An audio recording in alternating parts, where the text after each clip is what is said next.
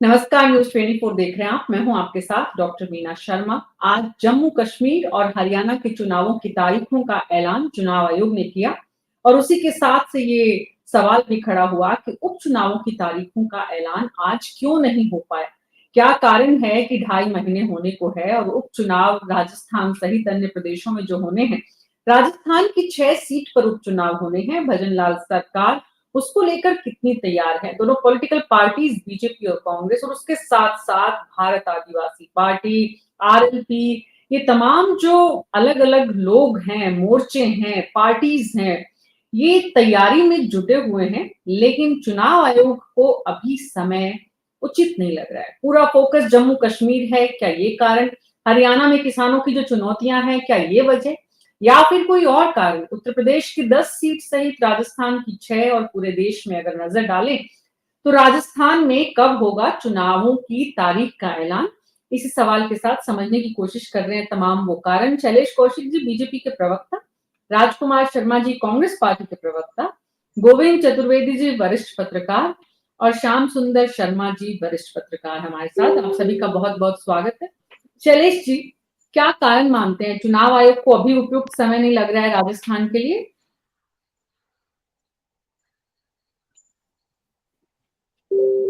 देखिए मीना जी, चुनाव जो उपचुनाव होने हैं उनमें अभी समय है और चुनाव आयोग एक संवैधानिक संस्था है, स्वतंत्र संस्था है।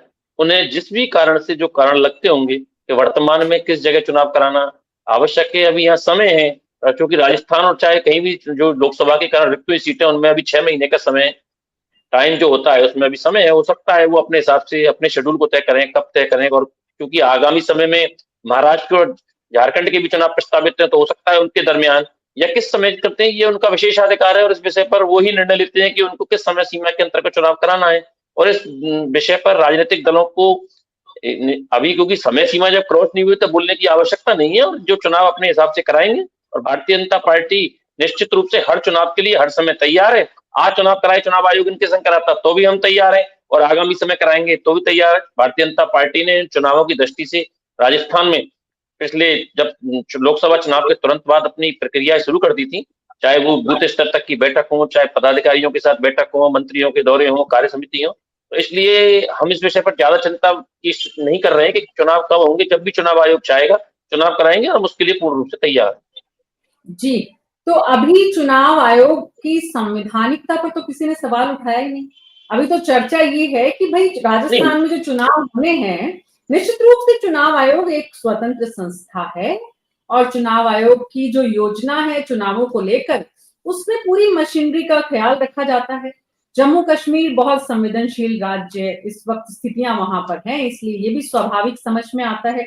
लेकिन सवाल ये है कि चुनाव जल्दी होते हैं या देर से होते हैं, उसमें जो पॉलिटिकल पार्टीज हैं उनकी तैयारी पर क्या असर पड़ता है, कैंडिडेट के सिलेक्शन पर क्या असर पड़ता है, सत्तारूढ़ दल और विपक्ष की स्थिति पर क्या फर्क आता है, ये पहलू हैं जिनको हम समझने की कोशिश कर रहे हैं। तो सत्तारूढ़ दल होने के नाते बीजेपी को लगता है कि ठीक है, देर से होना, अभी बहुत समय पड़ा है, कभी भी हो जाए कोई बात नहीं है। आप ये कहना चाहते हैं? देखिए मीना जी, मैंने कहा कि जिस तरीके से जब लोकसभा चुनाव के परिणाम आने के बाद ये सीट रिक्त हुई, तो निश्चित रूप से हम सत्ता में हैं। सत्ता के हिसाब से पार्टी अपने हिसाब से काम भी करती है। और चाहे अगर विपक्ष भी होते हैं, चाहे जिन स्टेटों में विपक्ष में, वहां भी चुनाव के लिए चुनाव की तैयारियां शुरू होती हैं तो हम कभी चुनाव आयोग की तारीखों का इंतजार नहीं करते। आप देखिए, कोई भी विधानसभा का चुनाव हो, लोकसभा का चुनाव हो, म्यूनिसिपैलिटी का चुनाव हो, पंचायत का चुनाव हो, भारतीय जनता पार्टी हमेशा चुनाव के लिए सतत प्रक्रिया के अनुसार लगातार तैयार रहती है। और चुनाव आयोग की तारीखों से पहले तो हमारे यहाँ बहुत सारे काम, चाहे वो स्क्रूटनी का हो, चाहे वो सर्वे का हो और किस तरीके बैठकों का हो, कार्यकर्ताओं में जोश का हो, लगातार निरंतर एक सतत प्रक्रिया और जारी रहती है। आपको ध्यान होगा, इससे पहले जब माननीय सीपी जोशी जी प्रदेश अध्यक्ष थे तो मुझे तारीख आज तक याद है कि 30 जून की बैठक ली थी उन्होंने प्रदेश कार्यालय में। और जो जिन जिन जगह 5 सीट थी, छठी सीट अभी जो माननीय सदस्य के देहांत के कारण खाली हुई है, उस सीट की 5 जी। सीट थी, उनके लगातार बूथ बूथ स्तर तक के पदाधिकारियों को, मंडल के पदाधिकारियों को बुलाया था, जिले के पदाधिकारियों, पूर्व प्रत्याशियों को बुलाया था बैठक की। और उसके बाद अभी जो हमारी सब जिलों में कार्य समिति हुई थी, तो इन शैलेश कौशिक जी, पूरी टीम का स्वरूप ही बदल जाएगा क्योंकि नए अध्यक्ष आते हैं, तो उसके मुताबिक नए लोगों का चयन, बहरहाल वो मुद्दा नहीं है। मुद्दा ये है राजकुमार शर्मा जी कि 5 साल के लिए कोई सरकार चुनी जाती है और उस 5 साल में अगर 4 महीने, 3 महीने, 5 महीने कोई विधानसभा की सीट रिक्त रहती है, तो उस विधानसभा पर क्या असर पड़ता है? मीना जी, सबसे पहले तो मैं भारतीय जनता पार्टी के प्रवक्ता के लिए एक बात कहना चाहता हूँ। हमारे एक राजस्थान में कहावत है, चोर की दाढ़ी में तिनका। भारतीय जनता पार्टी के मेरे साथी प्रवक्ता से आप जब प्रश्न पूछ रही हैं तो वो चुनाव आयोग के बारे में बता रहे हैं। चुनाव आयोग संवैधानिक संस्था होती है, निष्पक्ष होती है, उसकी तारीफ कर रहे हैं। और मैं कहता हूँ भारतीय जनता पार्टी उपचुनाव से इतनी घबराई हुई है, क्या ये 8 महीने बाद चुनाव कराए या 18 महीने बाद चुनाव कराए। भारतीय जनता पार्टी को राजस्थान की जनता 6 महीने 7 महीने बाद धूल चटाने के लिए तैयार है। और उसका कारण है कि आज लगभग 8 महीने हो गए राजस्थान की जनता को भारतीय जनता पार्टी को सत्ता में लाए हुए। कांग्रेस की अशोक गहलोत जी की सरकार जो शानदार काम कर रही थी, लेकिन राजस्थान की जनता ने भारतीय जनता पार्टी को उनसे बेहतर चुन करके यहाँ सत्ता में भेजा। और जनता को याद आया कि ये तो अशोक गहलोत जी से भी बेकार निकले। अशोक गहलोत जी को उन्होंने नकार दिया था, लेकिन उनसे भी ज्यादा बेकार निकल गए, जबकि हमने तो बहुत बेहतर काम किए थे। अब भारतीय जनता पार्टी 8 महीने में, आप देखो, आपदाओं से नहीं निपट पा रही है। पहले भीषण गर्मी थी, पानी बिजली से हम जूझ रहे थे, अब आपदा मंत्री का ही पता नहीं है। अब इतनी आपदा चल रही है और आपदा मंत्री का पता नहीं है। और उस बीच में क्या हुआ कि जो इंजन थे वो नए इंजन एक और आ गए। अब Bharatiya Janata party double triple engine की सरकार है, तो चुनाव आयोग तो मीना जी पर्ची का इंतजार कर रहा है कि जैसे ही पर्ची आएगी कि लाइन क्लियर है, चुनाव करा दीजिए, तो करा देंगे वो तो। और कांग्रेस पार्टी तो बिल्कुल तैयार खड़ी है, चाहे चुनाव कल ही करा लीजिए। कांग्रेस पार्टी की तमाम कमेटियां बन चुकी है हर उपचुनाव वाले विधानसभा क्षेत्र के लिए। कांग्रेस पार्टी का मंडल अध्यक्ष, ब्लॉक अध्यक्ष, जिला अध्यक्ष सब लोग तैयार हैं। हमारे प्रदेश अध्यक्ष गोविंद सिंह डोटासरा जी के नेतृत्व में, हमारे प्रतिपक्ष के नेता टीकाराम जूली जी के नेतृत्व में, पूर्व मुख्यमंत्री अशोक गहलोत जी के नेतृत्व में, और पूर्व उप मुख्यमंत्री सचिन पायलट जी, हरीश चौधरी जी और भंवर जितेंद्र जी के नेतृत्व में, रणधावा जी के आशीर्वाद से हम राजस्थान में बहुत बेहतर अच्छी पोजीशन में है। चाहे आज पूरा का पूरा चुनाव करा लीजिए, हम जी राजकुमार जी, लेकिन चुनाव आयोग की समय सीमा है ना, 6 महीने के भीतर तो चुनाव कराना ही है। लेकिन 6 महीने की जो समय सीमा रखी गई है वो बहुत सोच समझ कर रखी गई है और कई संवैधानिक अमेंडमेंट के बाद हम यहाँ तक पहुंचे हैं।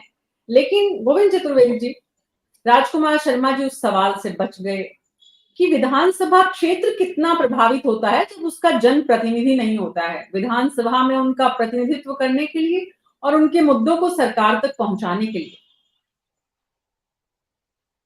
ऑडियो ऑन करिए सर। मीना जी, बड़ा सवाल यही है, वो अधिकतम सीमाएं जो हमने संविधान से, कानून से, चुनाव आयोग से तय की है कि अधिकतम 6 माह की अवधि में चुनाव हो जाने चाहिए। लेकिन जितने भी समय वहां जनप्रतिनिधि नहीं रहेंगे, बहुत सोच समझ के कल्पना की ना हमारे संविधान निर्माताओं ने, जिन्होंने लोकतंत्र को अपनाया। तो जनप्रतिनिधि के होने के अर्थ होते हैं। तो जितने भी दिन वहां जनप्रतिनिधि नहीं होगा, जनता का तो नुकसान होगा, वो चाहे बीजेपी का हो, कांग्रेस का हो, किसी और दूसरी पार्टी का हो। तो जो आपका सवाल है उसका नुकसान अल्टीमेटली तो खैर जनता को तो हर सूरत में होता है, लेकिन जनप्रतिनिधि के नहीं होने का एक जो कॉन्फिडेंस होने से होता है, वो नहीं होने से वो कॉन्फिडेंस नहीं होता। मुझे लगता है मैं मेरे एमएलए के पास चला जाऊँ, मेरे सांसद के पास चला जाऊँ, वार्ड मेंबर के पास चला जाऊँ, तो नुकसान जनता को इसका निश्चित रूप से होता है, होगा। जी, तो जनता को जो नुकसान हो रहा है वो एक तरफ, और दूसरी तरफ पॉलिटिकल पार्टीज की तैयारी है, और उन तैयारियों के बीच में सत्तारूढ़ दल। श्याम सुंदर शर्मा जी, देर जो हो रही है वो सोच समझकर हो रही है, थोड़ा समय निकालकर सरकार जो है सत्तारूढ़ पार्टी की वो सारी चीजें अपने हाथ में ले लें और थोड़ा मजबूती आ जाए, ये एक कारण है। क्योंकि सिर्फ एक राज्य नहीं है, आज सभी राज्यों को छोड़ दिया गया। उत्तर प्रदेश में भी जितना तूफान मचा हुआ है बीजेपी के भीतर, तो चुनाव आयोग की तरफ से इन तारीखों के ऐलान नहीं होने का बड़ा कारण बीजेपी को लोकसभा में जो नुकसान हुआ है उसको, क्योंकि ये तो जम्मू कश्मीर में तो आदेश कोर्ट का है, इसलिए चुनाव आयोग को करना ही था। मीना जी, क्योंकि चुनाव आयोग ने कहा है कि आपदा आई हुई है, ऐसी स्थिति में चुनाव कराया जाना संभव नहीं है। वायनाड के चुनाव में तो निश्चित रूप से आपदा की स्थिति है, जैसे लोकसभा का चुनाव वहाँ नहीं हो सकता उपचुनाव, और बाकी 46 विधानसभाओं के उपचुनाव होने हैं। और उन्होंने कहा है कि कई राज्यों का, राजस्थान का जिक्र नहीं किया, बाकी जगह पर आपदा की स्थिति बनी हुई है, तो ऐसी स्थिति में हम चुनाव नहीं करा सकते, और 6 महीने में हमको चुनाव कराना है तो हम 6 महीने में चुनाव कराएंगे, ये तो आज उन्होंने कहा। लेकिन जिस प्रकार की स्थितियां हैं कि देखिएगा, 2 राज्यों में चुनाव करा रहे हैं, 2 राज्यों में चुनाव नहीं करा रहे हैं, क्योंकि चुनाव आयोग तो केवल सुप्रीम कोर्ट के आधार पर, क्योंकि सुप्रीम कोर्ट को पता है कि भाई हरियाणा का भी समय समाप्त हो रहा है और उसका भी समाप्त, और सुप्रीम कोर्ट ने कहा है कि आप सितंबर में चुनाव, 30 सितंबर से पहले जम्मू कश्मीर के चुनाव कराए जाने हैं, इसलिए मजबूरी में चुनाव कराए जा रहे हैं। हरियाणा का समय हो रहा है, 2 राज्यों के चुनाव में समय बाकी है, इसलिए वो उनको कहा कि बाद में कराएंगे। देखिए जिस प्रकार से देखिए हो सकता है कि चुनाव, जब भी देखिएगा कि नवीन चावला जब चुनाव, मुख्य चुनाव आयुक्त हुए थे, गोविंद जी को पता है कि वो किसके इशारे पे काम करते थे, क्योंकि देखिएगा अभी तक देखिएगा शाह कमीशन आयोग की रिपोर्ट को ये बीजेपी वाले उजागर नहीं करना चाह रहे हैं। अगर वो उजागर करें तो फिर बहुत सारी पोलें सामने आएगी। इसलिए निश्चित रूप से देखिएगा, सरकार कोई सी भी हो केंद्र की, वो अपने अनुसार चुनाव कराने में होती, क्योंकि 2 इलेक्शन कमीशन के जो सदस्य बने, वो निश्चित रूप किसके इशारे पे कब बने, कैसे बने, आपने भी सबने देखा। भले ही आप देखिएगा कांग्रेस विरोध करती रही, उसका कोई ने नहीं सुना। तो ऐसी स्थिति में निश्चित रूप से आज नहीं, पहले चुनाव आयोग तो काम करता ही था, आपका कम से कम टीएन सेशन के बाद चुनाव आयोग ये तो करने लगा है कि हाँ हम कर सकते हैं।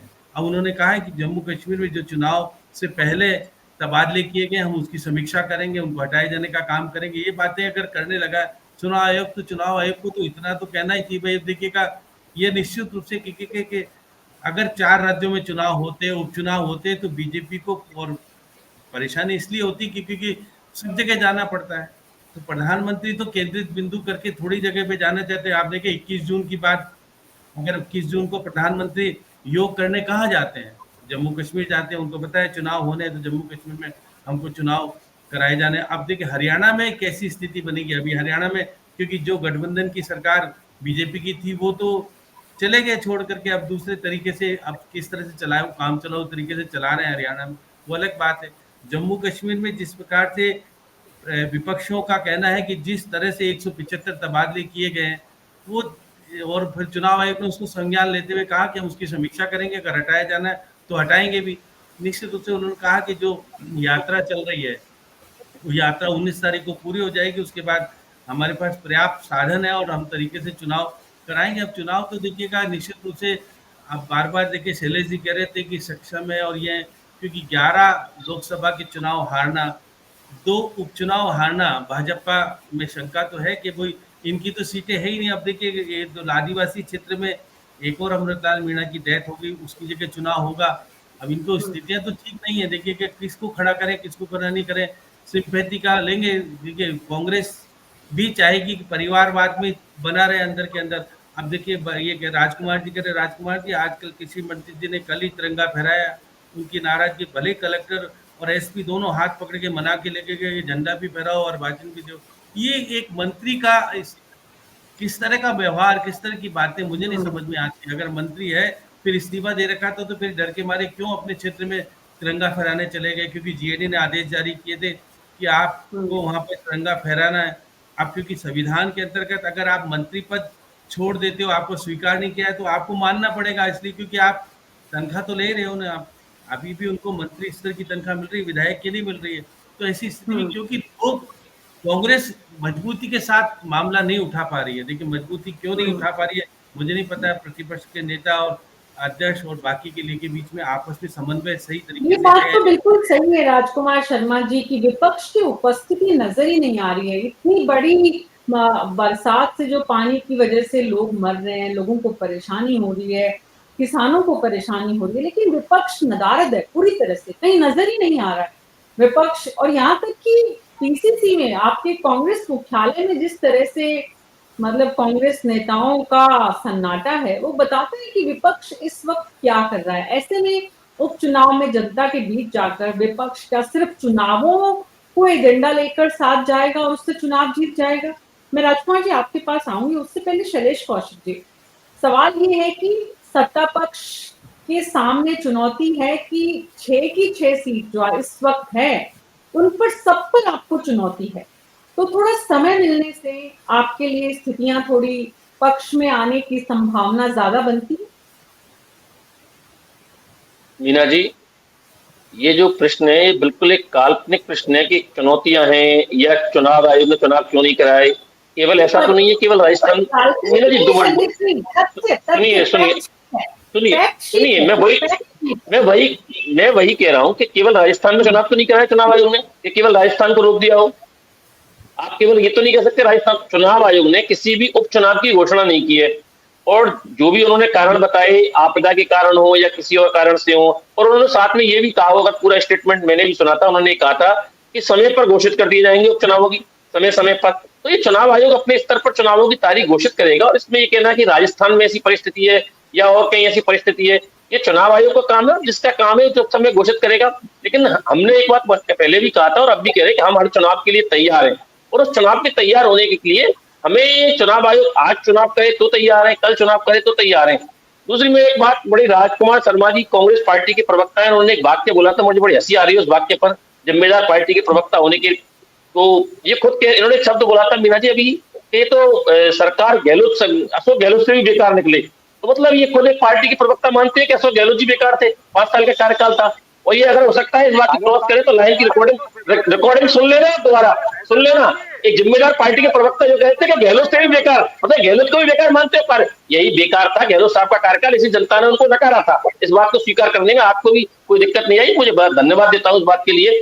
तो मेरा ये चुनाव के लिए देखिए कारण क्या है कि चुनाव से आप भी बात चल रही थी कि जनप्रतिनिधि, अब ये प्रक्रिया है क्योंकि अपने यहाँ इस तरीके संविधान में है कि आदमी चुनाव लड़ सकता है। अब चुनाव लड़ सकता है, जब विधायक की सीट छोड़ के वो लोकसभा का चुनाव लड़े हैं और जो जनता ने जिताया है, तो निश्चित रूप से 6 महीने के समय के अंतर्गत जो मैक्सिमम अवधि है, उस अवधि को क्रॉस हुए बगैर चुनाव आयोग पर प्रश्न उठाना निश्चित रूप से कहीं ना कहीं गलत है। ये मेरी सोच है। चुनाव आयोग का समय शैलेश जी, आप नाहक ही परेशान हो रहे हैं ना, तो कोई यहाँ पर चुनाव आयोग पर प्रश्न उठा रहा है, ना ही कोई ये कह रहा है कि बीजेपी की तैयारी में कोई फर्क पड़ेगा। मैंने तो सिर्फ आपसे ये पूछा है कि चुनाव अगर 1 महीने बाद होते हैं, 3 महीने बाद होते हैं या 5 महीने बाद होते हैं, चुनाव में अगर देर होती है या चुनाव जल्दी होते हैं, उससे पॉलिटिकल पार्टी की प्रिपरेशन पर कोई फर्क पड़ता है क्या? आप पॉलिटिकल पार्टी के प्रवक्ता हैं, इस बात को बेहतर बता सकते हैं जनता को।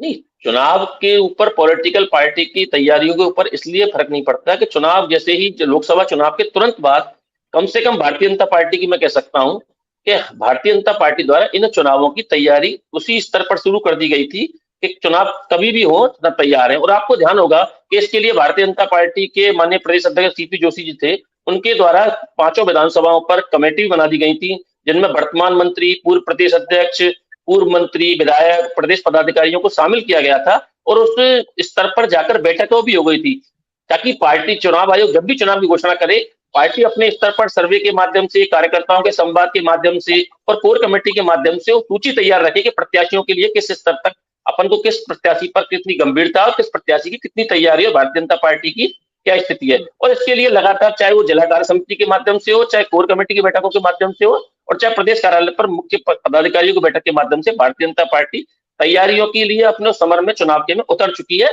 भारतीय जनता पार्टी की तैयारियों पर कोई फर्क नहीं पड़ रहा है इससे। जी राजकुमार जी, विपक्ष की जो भूमिका किसी भी प्रदेश में होती है, आप महसूस करते हैं कि आज की तारीख में विपक्ष उतना सक्रिय जनता के मुद्दों को उठाने में नहीं है, पहली बात। और दूसरी बात, विपक्ष को ये लगता है कि जिन 6 विधानसभा क्षेत्रों में चुनाव है, उनमें कैंडिडेट का सिलेक्शन और उसमें एग्रेसिव चुनाव प्रचार डेट के बाद, तारीख की घोषणा के बाद सब कुछ तय होगा। अभी वहां पर या प्रदेश में कोई काम हो रहा है या नहीं हो रहा, उससे कोई फर्क नहीं पड़ता।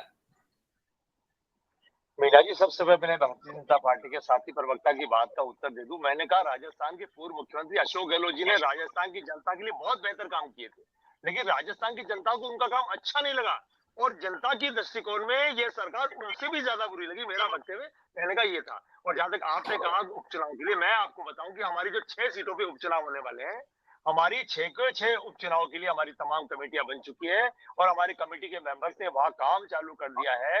हमारे जो कमेटियां हैं उन्होंने वहां सुचारू काम करके अपनी रिपोर्ट प्रदेश कांग्रेस कमेटी के अध्यक्ष को सौंप दी है। उनके अनुसार अब 15 दिन बाद, 20 दिन बाद, 1 महीने के बाद कभी भी आप उपचुनाव करा लें। कांग्रेस पार्टी का वहां का जो तमाम छोटा बड़ा कार्यकर्ता है सब तैयार है, केवल वहां की उम्मीदवारी की घोषणा होनी बाकी है। वह हमारा समस्त संगठन पूरी तरह से तैयार है। और हम जो आप करें विपक्ष की भूमिका, मीना जी, हमने राजस्थान की जनता को शुरू में तो, राजस्थान की सरकार को शुरू में तो 3-4 महीने का इसलिए टाइम दिया कि बहुत मुश्किल से इनकी सरकार आई है, इनको सेट होने दो। अब लगभग 7-8 महीना हो गया, इनकी सरकार सेट ही नहीं होना चाहती, तो हम क्या करें? बार बार दिल्ली जाते हैं, बार बार कहाँ अनसेटल्ड दिख रहे हैं, कहाँ अनसेटल्ड दिख रहे हैं राजकुमार जी, कहाँ अनसेटल्ड दिख रहे हैं आपको? आप अशोक गहलोत जी के पहले के 8 महीने निकालेंगे और भजनलाल शर्मा जी के 8 महीने निकालेंगे। दिल्ली दौरे तुलनात्मक रूप से डबल थे अशोक जी के, अभी अशोक जी के और उस समय अशोक जी के और अभी भजनलाल जी के, तो इसलिए आपके इस तर्क में तो ज्यादा दम नहीं है। दूसरी बात जहां है, सेटल कितने हैं या नहीं है वो काम से पता चलता है। अब सवाल ये कि अगर सरकार सेटल नहीं है, काम नहीं कर रही है और विपक्ष चुप है, इसका क्या मतलब है?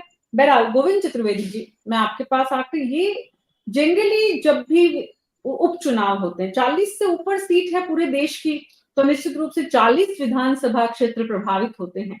40 विधानसभा क्षेत्रों में जब आइडियल टाइम क्या होना चाहिए चुनाव आयोग के लिहाज से, क्योंकि जम्मू कश्मीर में चुनाव होगा, उससे भी राजस्थान से भी कुछ लोगों को लिया जाएगा, नहीं लिया जाएगा, या पूरे प्रदेश में, लेकिन क्योंकि यहाँ सीट ज्यादा नहीं है, तो आइडियल टाइम क्या होना चाहिए? Audio sir, audio Meena ji, election commission का है और वो जो है ना, चलो अभी यहाँ नहीं बोलूंगा मैं उसको कई बात निकल, लेकिन चुनाव आयोग को तय करना है टाइम तो, और आइडियल टाइम संविधान ने तय कर दिया कि 6 महीने अधिकतम है, वो तो मैक्सिमम, हाँ मैक्सिमम है, तो उसके पहले।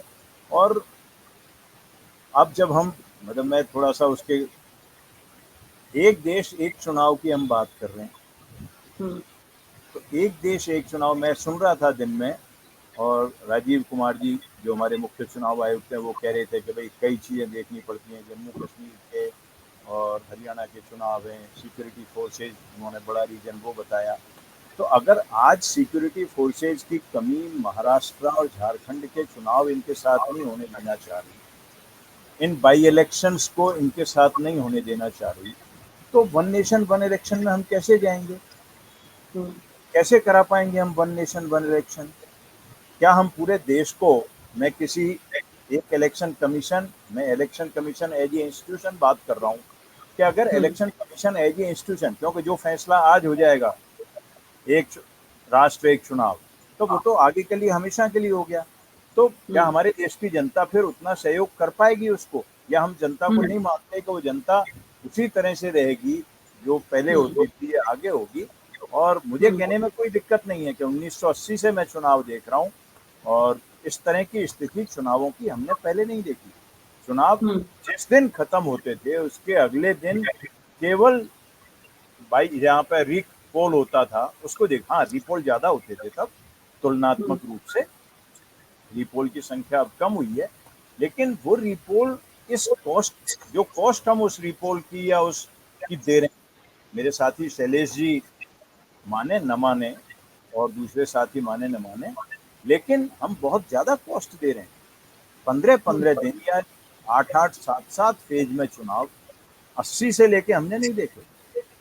हिंसा होती थी, लेकिन वो हिंसा भी ऐसी नहीं थी कि जिसको हम ये कहें कि चुनाव, लेकिन अगले 48 घंटे में रिजल्ट हमारे पास होता था, और रिजल्ट जब शुरू होता था उसके बाद तो धड़ाधड़ रिजल्ट, जबकि शुरुआती दौर में उस समय काउंटिंग बैलेट पेपर्स की होती थी। लेकिन मुझे कहने में कोई दिक्कत नहीं है, मैं बहुत आंखों देखी हुई चीजों के हिसाब से कह रहा हूँ कि वो हमारी मशीनरी बहुत बढ़िया काम करती थी।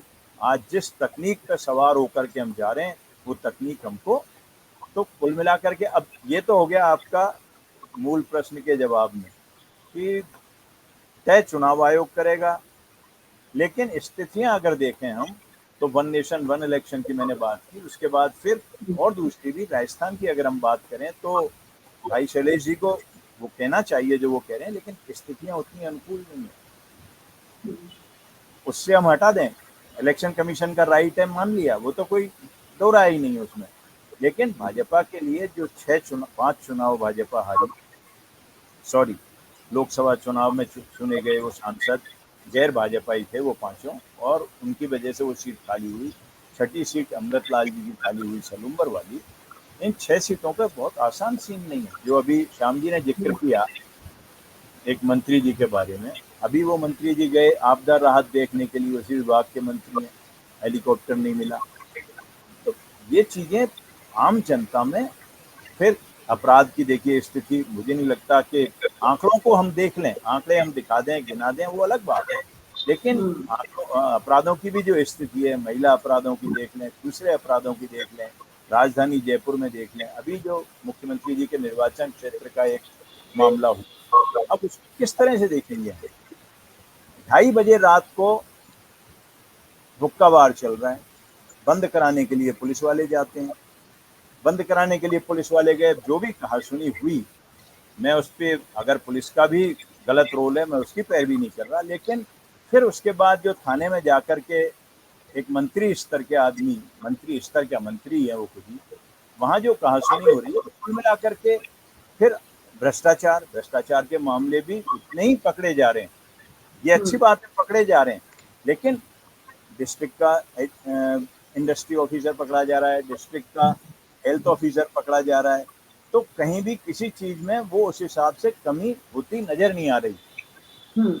इन चीजों के असर फिर पार्टी का अपना जो नेटवर्किंग का है, तैयारी पूरी है, जो शैलेश जी कह रहे हैं कि हर तरफ तैयारी होती है, लेकिन दौसा में दिखता ही है कि जगमोहन मीना को अगर टिकट नहीं देंगे या किरोड़ी लाल मीना की पसंद का उम्मीदवार नहीं होगा, तकलीफ होगी पार्टी को। इसी तरह से झुंझुनू चले जाएं अपन, हर जगह की स्थितियां, और वो मतलब ये नहीं है कि दूसरी पार्टी कोई बहुत कंफर्टेबल होगी, वहां भी होंगे सवाल, लेकिन बहुत आराम की स्थिति किसी पार्टी के में नींद लग रही है। बिल्कुल। तो ऐसे में श्याम सुंदर शर्मा जी, इन तमाम बातों के बीच में बार बार नाम आया चुनाव आयोग का, और चुनाव आयोग के मुख्य चुनाव आयुक्त जब सामने आते हैं, पिछले 5-4 उनकी प्रेस कॉन्फ्रेंस देखते हैं, बड़े शायराना अंदाज में नजर आते हैं वो, ऐसा लगता है भविष्य के नेता हैं वो भी। अब देखिए कि चुनाव आयोग तो चुनाव की घोषणा कर रहा है, तो अब वो करते हैं जिस तरह से, वो तो बाकायदा जम्मू कश्मीर के बारे में कर रहे थे शायरी, क्योंकि हरियाणा के बारे में ज़्यादा नहीं कर रहे थे कि हरियाणा का मिजाज अलग तरह का है। उन्होंने कहा कि वहाँ लोकतंत्र का पर्व बनाने के लिए तैयार है लोग, हम जाके आए और हमको उत्सुकता दिखाई इसलिए हम इसकी घोषणा कर रहे हैं। लेकिन उन्होंने नहीं कहा कि सुप्रीम कोर्ट का हमको आदेश है इसलिए हम चुनाव की मजबूरी में घोषणा कर रहे हैं, और क्योंकि हरियाणा का भी समय कम है इसलिए उसको तो करना है। लेकिन देखिएगा, मैं तो कह रहा हूँ बीजेपी ने तो 6 महीने के लिए एक विधायक को निलंबित कर दिया, इसलिए कर दिया कि वो किस दायरे में 2-2 बार आदेश जारी करने पड़े। अब विधानसभा अध्यक्ष की कार्यशैली को लेकर के अब आप कह रहे हो चुनाव में 6 महीने नहीं कराते, लेकिन निर्वाचित विधायक जिसके अधिकारों का हनन हो रहा है 6 महीने के लिए आप उस क्षेत्र के विधायक नहीं कहलाओगे, आपको प्रशासन नहीं बुलाएगा। आप दादागिरी करो भले, खाली कर भाई मैं विधायक हूँ क्योंकि निर्वाचित हुआ हूँ, क्योंकि मान्यता तो समाप्त कर दी। आपको ना तो वेतन मिलेगा, ना भत्ते मिलेंगे, ना आपके आदेश चलेंगे, क्योंकि विधानसभा ने उसको कर रखा है और विधानसभा में बहुमत के आधार पर निर्णय किया है। कांग्रेस तो उससे बाहर करके बाहर खड़ी हुई थी। तो ये लोकतंत्र का ही तो एक नजारा है बीजेपी का, कि भाई आपने 2 दिन के लिए निलंबित किया, ठीक था, 6 महीने के लिए किसी विधायक को निलंबित कर रहे हो, इसलिए क्या कारण थे? ये तो पता नहीं किस तरह की, इस तरह की तो व्यवहार मैंने नहीं देखा कि इतना बड़ा दोष था कि उसको 6 महीने के लिए निलंबित किया जाए। मैंने तो विधानसभा में गोविंद में देखा कि पुरानी विधानसभा में तो पहरी की पैंट उतारी गई थी, ये तो वजूद थे उस वक्त, वो भी घटनाक्रम देखा था। हमने तो विधायक को किसी को 6 महीने के लिए निलंबित होते हुए देखा नहीं। ना देखिएगा, रघु शर्मा ने चप्पल फेंकी थी विधानसभा के अंदर, तो भी निलंबित किया गया था, वो तो बाकायदा उसमें आ चुका था। यहाँ तो वीडियो के उसमें वो उसका अपराध आया ही नहीं, जिस तरह से कह रहे थे।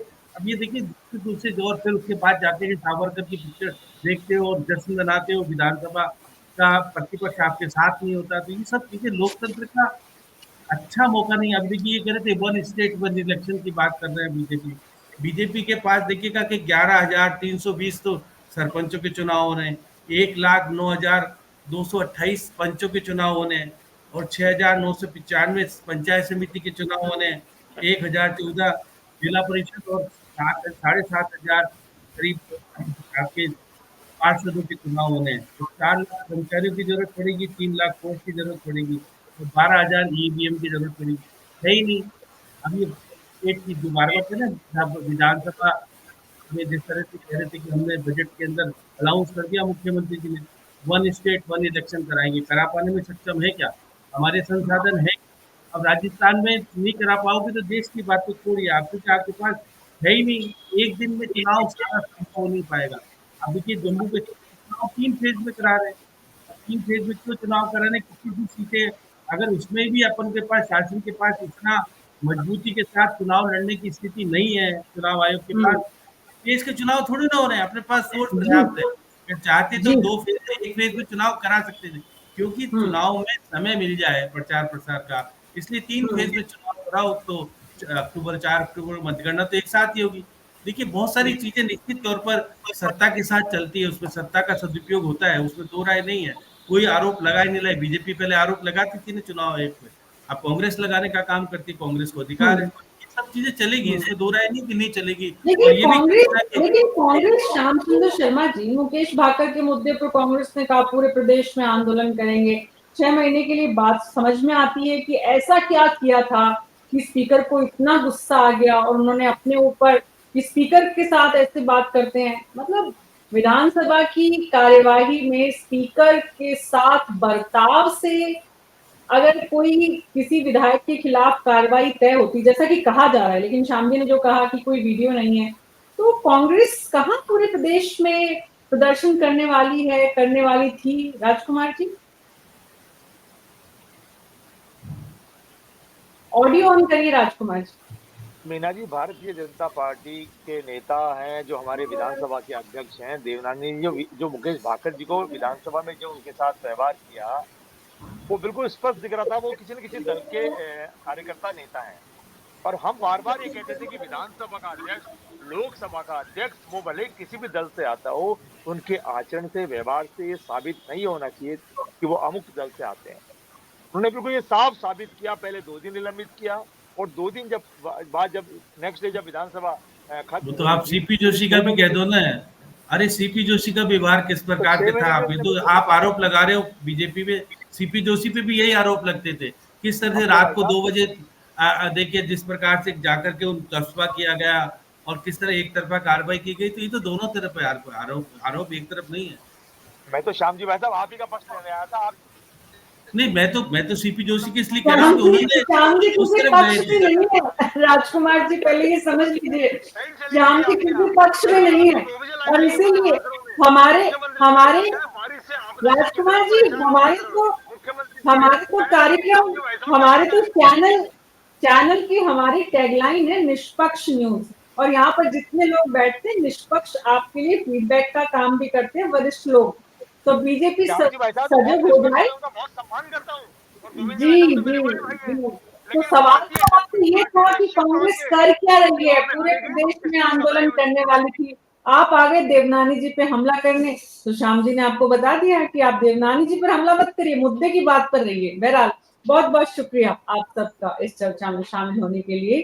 तो न्यूज़ 24 पर हमारी हर दिन कोशिश रहती है कि जो कुछ समाज और सरकारों के माध्यम से उनके फैसलों में जो दिख रहा है, जो हो रहा है, उसके पीछे जो संदेश है उसे ठीक से समझे, उसके निहितार्थ समझे और उसके बाद जनता जो है वो अपने अधिकारों के प्रति सजग होकर अपने कामों को, अपने लोकसभा और विधानसभा क्षेत्रों को बेहतर बनाने के प्रयास में जनप्रतिनिधियों को कैसे सजग रखे, इसका जरूर समय समय पर अवलोकन भी करें। न्यूज़ 24 पर आज मेरे साथ इतना ही। नमस्कार।